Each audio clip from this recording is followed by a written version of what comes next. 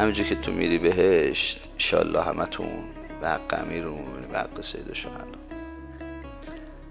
همین تو بهشتت نشستی، یه دفعه یه کسی میاد، یه فرشته‌ای، یه مأموری میاد میگه آقا سید شهدا دعوتت کرده، گفته بیا پیش من.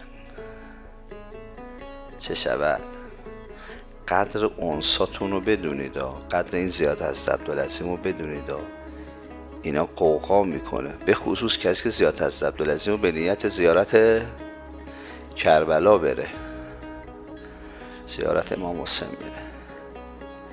قدر بدون زیارت تا میتونید برید سر قبر مؤمنین، مراجع شهدا. بعدها قوقا خواهد شد هر یه باری که شما میرید به زیارت، چقدر شما بازدید طلبکار هستید.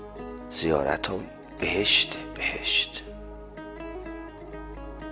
پژمرده نرید تو حرم، کور نریم تو حرم.